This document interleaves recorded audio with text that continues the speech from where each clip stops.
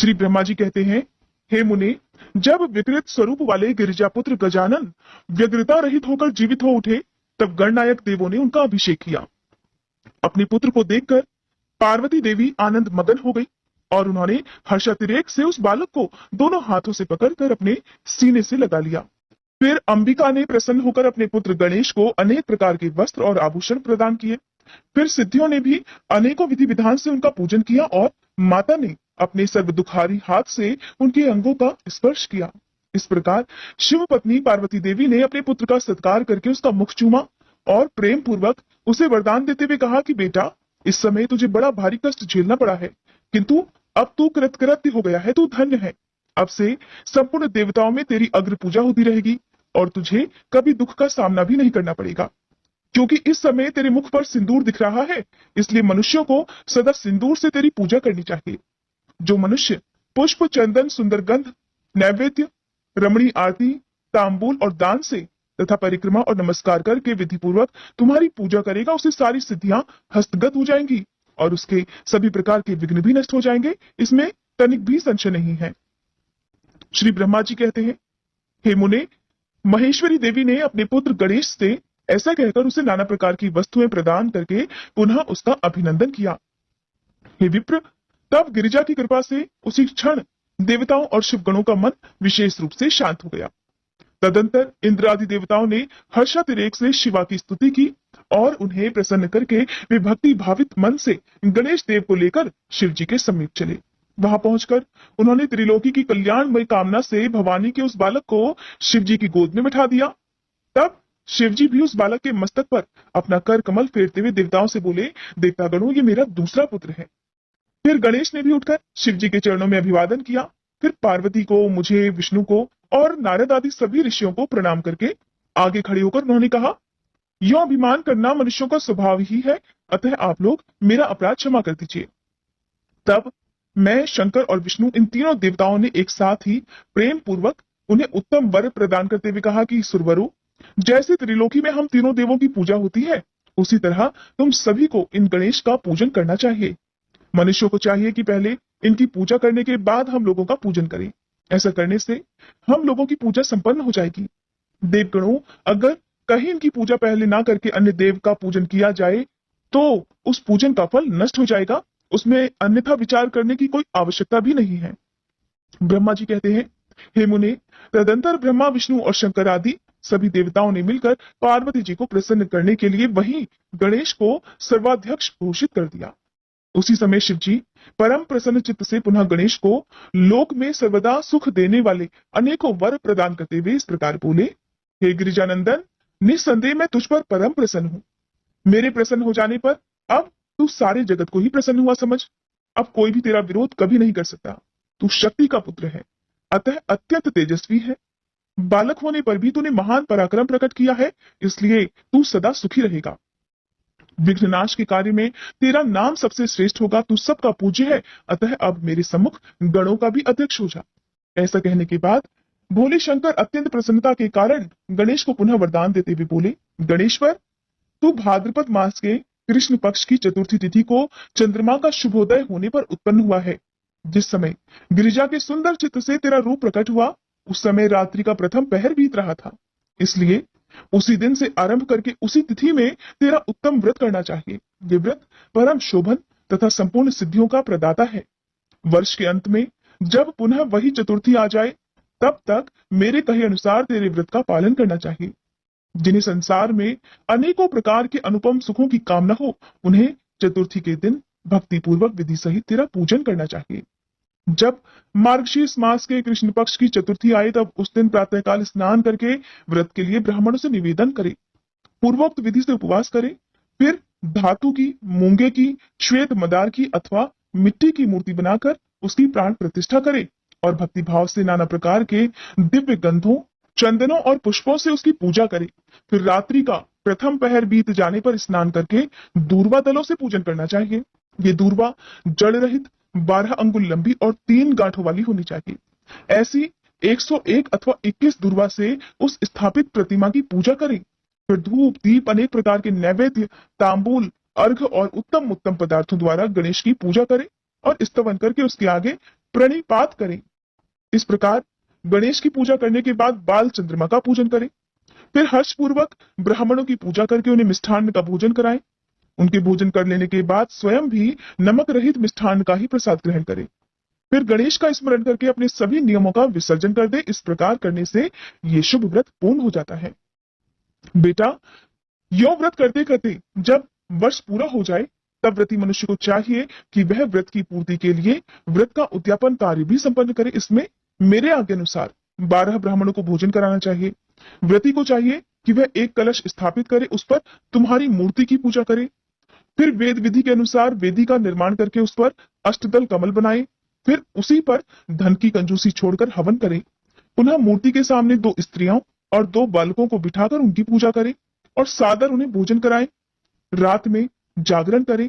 प्रातः काल पूजन करके पुनरागमन के लिए विसर्जन कर दें।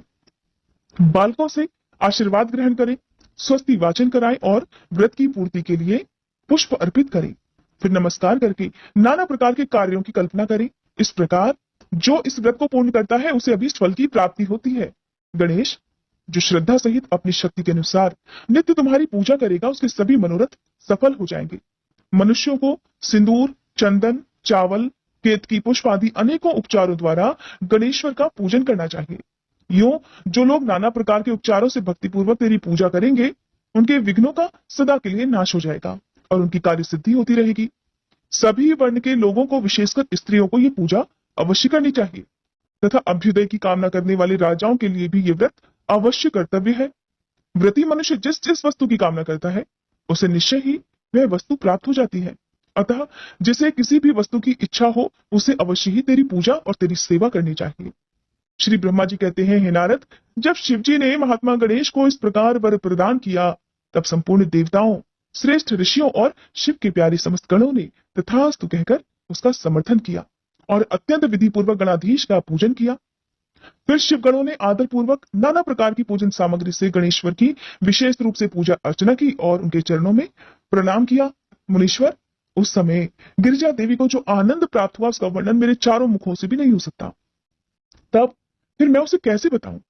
उस अवसर पर देवताओं की दुंदुभियां बजने लगी, अप्सराएं नृत्य करने लगी, गंधर्व श्रेष्ठ गान करने लगे और पुष्पों की वर्षा होने लगी। इसी प्रकार गणेश के गणाधीश पद पर प्रतिष्ठित होने पर वहां महान उत्सव मनाया गया। सारे जगत में शांति स्थापित हो गई और सारा दुख जाता रहा।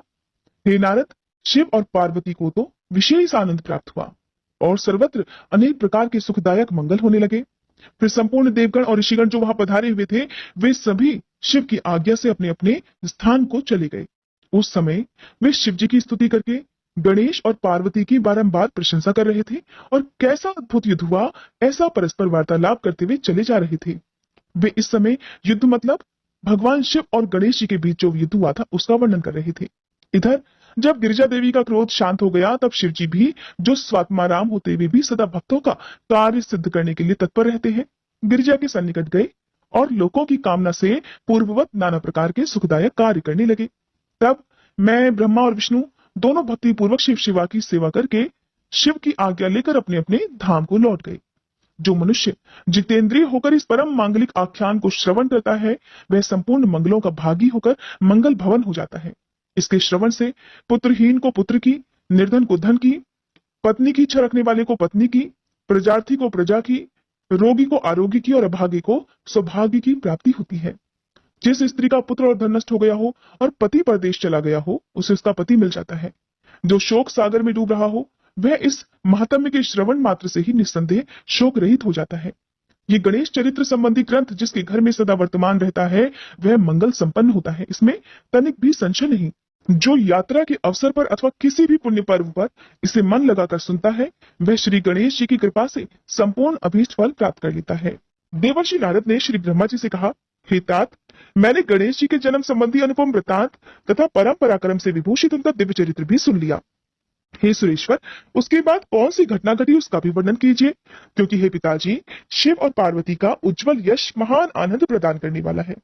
नारद की बात सुनकर ब्रह्मा जी कहने लगे, मुनि श्रेष्ठ, तुम तो बड़े कारुणिक हो, तुमने बड़ी उत्तम बात पूछी है। हे ऋषि सत्तम, अच्छा अब मैं उसका वर्णन करता हूँ, तुम ध्यान लगाकर सुनो। हे विप्रेंद्र, शिव और पार्वती अपने दोनों पुत्रों की बाल लीला देखकर महान प्रेम में मगन रहते। पुत्रों का लाड़ प्यार करने के कारण माता पिता का सुख दिनों दिन बढ़ता जाता था और वे दोनों कुमार प्रीतिपूर्वक आनंद के साथ तरह तरह की लीलाएं किया करते थे। हे मुनीश्वर, वे दोनों बालक स्वामी कार्तिक और गणेश भक्तिपूरित मन से सदा माता पिता की परिचर्या किया करते थे। इससे माता पिता का महान स्नेह क्षणमुख और गणेश पर शुक्ल पक्ष के चंद्रमा की भांति दिन प्रतिदिन बढ़ता ही गया। एक समय शिव और शिवा दोनों प्रेम पूर्वक एकांत में बैठकर यूं विचार करने लगे कि हमारे ये दोनों ही पुत्र विवाह के योग्य हो गए। अब इन दोनों का शुभ विवाह कैसे संपन्न हो? हमें तो जैसे शरानंद प्यारा है वैसे ही गणेश भी है। ऐसी चिंता में पड़कर वे दोनों लीलावश आनंद मगन हो गए। मुने माता पिता के विचार को जानकर उन दोनों पुत्रों के मन में भी विवाह की इच्छा जाग उठी। वे दोनों पहले मैं विवाह करूंगा, पहले मैं विवाह करूंगा, ऐसा बारंबार कहते हुए परस्पर विवाद करने लगे। तब जगत के अधीश्वर वे दोनों दंपत्ति अपने पुत्रों की बात सुनकर लौकिक आचार का आश्रय लेकर परम विस्मय को प्राप्त हुए। कुछ समय बाद उन्होंने अपने दोनों पुत्रों को बुलाया और उनसे इस प्रकार कहा। शिव पार्वती बोले, सुपुत्रों, हम लोगों ने पहले से ही एक ऐसा नियम बना रखा है जो तुम दोनों के लिए ही सुखदायक होगा। अब हम यथार्थ रूप से उसका वर्णन करते हैं, तुम दोनों भी प्रेम पूर्वक सुनो। प्यारे बच्चों, हमें तो तुम दोनों पुत्र समान ही प्यारे हो, किसी पर विशेष प्रेम हो ऐसी तो बात ही नहीं है। अतः हमने तुम लोगों के विवाह के विषय में एक ऐसी शर्त बनाई है जो दोनों के लिए ही कल्याणकारिणी है, और वो शर्त यह है कि जो सारी पृथ्वी की परिक्रमा करके पहले वापस लौट आएगा उसी का शुभ विवाह पहले करा दिया जाएगा। श्री ब्रह्मा जी कहते हैं, हे नारद, माता पिता की ये बात सुनकर शरजन्मा महाबली कार्तिकेय तुरंत ही अपने स्थान से पृथ्वी की परिक्रमा करने के लिए चल दिए, परंतु अगाध बुद्धि संपन्न गणेश जी वहीं खड़े रह गए। वे अपनी उत्तम बुद्धि का आश्रय लेकर बारंबार मन में विचार करने लगे, अब मैं क्या करूं, कहां जाऊं? परिक्रमा तो मुझसे हो नहीं सकेगी, क्योंकि कोस भर चलने के बाद तो आगे मुझसे चला नहीं जाएगा। फिर सारी पृथ्वी की परिक्रमा करके मैं कैसे सुख प्राप्त कर पाऊंगा? ऐसा विचार कर गणेश जी ने जो कुछ किया आप उसे सुनो।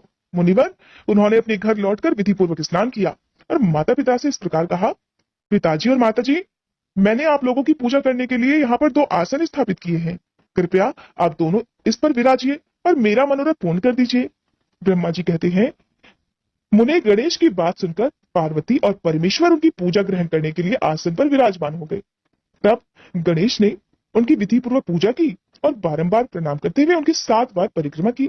बेटा नारद, गणेश तो बुद्धि सागर थे ही, वे हाथ जोड़कर प्रेम मगन माता पिता की बहुत प्रकार से स्तुति करके इस प्रकार बोले, हे माता जी तथा पिताजी, आप लोग मेरी उत्तम बात सुनिए और शीघ्र ही मेरा शुभ विवाह करा दीजिए।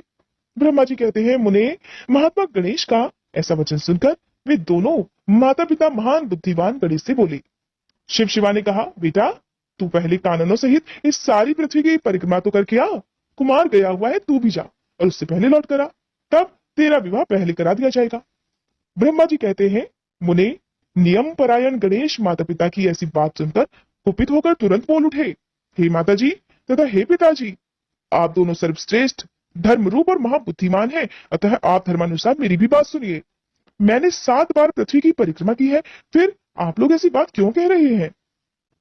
ब्रह्मा जी कहते हैं, मुने, शिव पार्वती तो बड़े लीलानंदी ही ठहरे। वे गणेश का कथन सुनकर लौकिक गति का आश्रय लेकर बोले। शिव शिवा ने कहा, पुत्र, तूने समुद्र पर्यंत विस्तार वाली बड़े बड़े काननों से युक्त इस सप्तद्वीपवती विशाल पृथ्वी की परिक्रमा भला कब कर ली? ब्रह्मा जी कहते हैं, मुने, जब शिव पार्वती ने ऐसा कहा तब उसे सुनकर महान बुद्धि संपन्न गणेश जी इस प्रकार बोले, माता पिताजी, मैंने तो अपनी बुद्धि से आप दोनों शिव पार्वती की पूजा करके प्रदक्षिणा कर ली है, अतः मेरी समुद्र पर्यंत पृथ्वी की परिक्रमा भी पूरी हो गई। धर्म के संग्रह भूत वेदों और शास्त्रों में जो ऐसे वचन मिलते हैं वे सत्य हैं अथवा असत्य? वे वचन ये है कि जो पुत्र माता पिता की पूजा करके 7 बार उनकी प्रदक्षिणा अर्थात परिक्रमा करता है, उसे पृथ्वी परिक्रमा जनित फल सुलभ ही हो जाता है। जो माता पिता को घर पर छोड़कर तीर्थ यात्रा के लिए जाता है, वह माता पिता की हत्या से मिलने वाले पाप का भागी होता है, क्योंकि पुत्र के लिए माता पिता का चरण सरोज ही महान तीर्थ होता है। अन्य तीर्थ तो दूर जाने पर प्राप्त होते हैं, परंतु धर्म का साधन भूत ये तीर्थ तो पास में ही सुलभ है। पुत्र के लिए माता पिता और स्त्री के लिए पति, ये दोनों सुंदर तीर्थ घर में ही वर्तमान है। ऐसा जो वेद शास्त्र निरंतर उद्घोषित करते रहते हैं, उसे फिर आप लोग असत्य कर दीजिए, और यदि वह असत्य हो जाएगा तो निस्संदेह वेद भी असत्य हो जाएगा, और फिर वेद द्वारा वर्णित आपका ये स्वरूप भी झूठा ही समझा जाएगा। इसलिए या तो शीघ्र ही मेरा शिव विवाह करा दीजिए, या फिर इस प्रकार कह दीजिए कि सारे वेद शास्त्र झूठे हैं। आप दोनों धर्म रूप हैं, अतः भलीभांति विचार करके इन दोनों में जो परमोत्तम प्रतीत हो उन्हें प्रयत्न पूर्वक करना चाहिए। श्री ब्रह्मा जी कहते हैं, मुने, तब जो बुद्धिमानों में श्रेष्ठ, उत्तम बुद्धि संपन्न तथा महान ज्ञानी है, वे पार्वती नंदन गणेश इतना कहकर मौन हो गए। उधर वे दोनों पति पत्नी जगदीश्वर शिव पार्वती गणेश के वचन सुनकर परम विस्मित हुए। फिर वे यथार्थ भाषी और अद्भुत बुद्धि वाले अपने पुत्र गणेश की प्रशंसा करते हुए इस प्रकार कहने लगे, बेटा तू महान आत्मबल से संपन्न है, इसी से तुझमें निर्मल बुद्धि उत्पन्न हुई है, और तूने जो बात कही है वो बिल्कुल सत्य है, इसमें कोई संदेह नहीं। दुख का अवसर आने पर जिसकी बुद्धि विशिष्ट हो जाती है, उसका दुख उसी प्रकार विनष्ट हो जाता है जैसे सूर्य के उदय होते ही अंधकार। जिसके पास बुद्धि है वही बलवान है, बुद्धिहीन के पास बल कहाँ। पुत्र, वेद शास्त्र और पुराणों में बालक के लिए धर्म पालन की जैसी बात कही गई है, वो सब तूने पूरी कर ली। तूने जो बात की है वो दूसरी भला कौन कर सकता है। हमने तेरी वह बात मान ली, अब इसके विपरीत हम कुछ भी नहीं करेंगे। श्री ब्रह्मा जी कहते हैं, नारद, यों कहकर उन दोनों ने बुद्धि सागर गणेश को सांत्वना दी और फिर उनके विवाह के संबंध में उत्तम विचार करने लगे। इसी समय जब प्रसन्न बुद्धि जय वाले प्रजापति विश्वरूप को शिव जी के उद्योग का पता चला, तब उस पर विचार करके भी उन्हें भी परम सुख प्राप्त हुआ। उन प्रजापति विश्वरूप के दिव्य रूप संपन्न और सर्वांग शोभना दो सुंदरी कन्याएं थीं, जिनका नाम था सिद्धि और बुद्धि। भगवान शंकर और गिरिजा ने उन दोनों के साथ हर्षपूर्वक गणेश का विवाह संस्कार संपन्न कराया। उस विवाह के अवसर पर संपूर्ण देवता प्रसन्न होकर पधारी। सिद्धि और बुद्धि को रिद्धि सिद्धि के नाम से भी जाना जाता है। जब देवतागण प्रसन्न होकर पधारे तो उस समय शिव और पार्वती का जैसा मनोरथ था, उसी के अनुसार विश्वकर्मा ने वह विवाह किया। उसे देखकर ऋषियों तथा देवताओं को भी परम हर्ष प्राप्त हुआ। हे मुने, गणेश को भी उन दोनों पत्नियों के मिलने से जो सुख प्राप्त हुआ उसका वर्णन नहीं किया जा सकता। फिर देवी रिद्धि और सिद्धि से भगवान गणेश को जो दो पुत्र प्राप्त हुए। इससे आगे की कथा अगले भाग में सुनिएगा। भाग नंबर 26 आज शाम को 5 बजे अपलोड हो जाएगा। और वीडियो सपोर्ट करना, लाइक, शेयर और सब्सक्राइब करना मेरे प्यारे दोस्तों।